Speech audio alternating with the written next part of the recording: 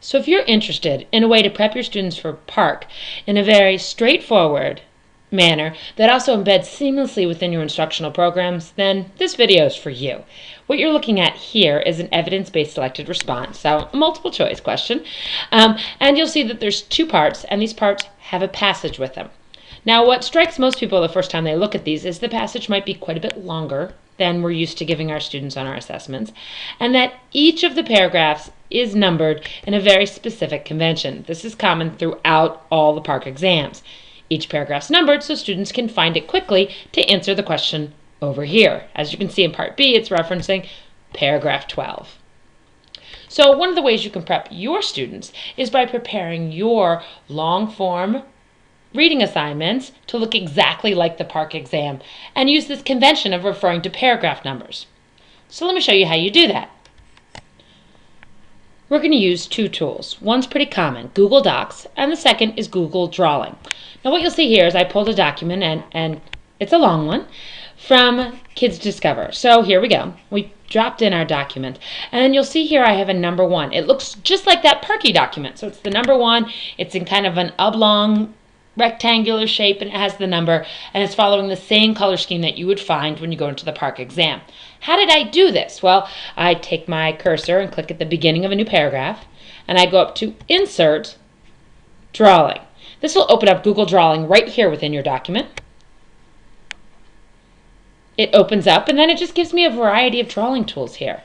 I can come up to my shape and pick the shape that looks like it. It's this guy right here, a rounded rectangle.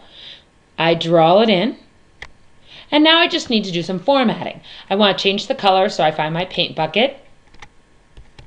So now my color is there, and I can either click in here and just type a number 1, which of course it's going to be a black number 1, so I'm going to highlight it, and then I want to change the color of the text, which is a more, and make it white, and then center it. I could also have come up here to the text bar and just drawn a number 1 in there if I had wanted to. So whichever way you're most comfortable with. Now that I've set up my number 1, I press Save and Close. And here we go. Now it's a little big, so I can either shrink it here, or I can just, if I want to change it, I just double click on it and come back up and make it a little bit smaller. I do want to edit it because of course this is paragraph number 2. And I press Save again.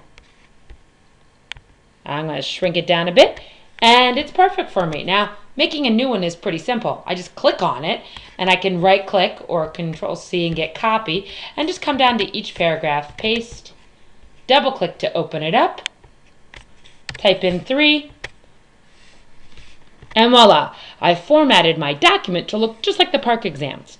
Now, even if I wasn't using a Chromebook, doing this formatting and printing it this way is an easy way to get students familiar with this pattern. And you know what?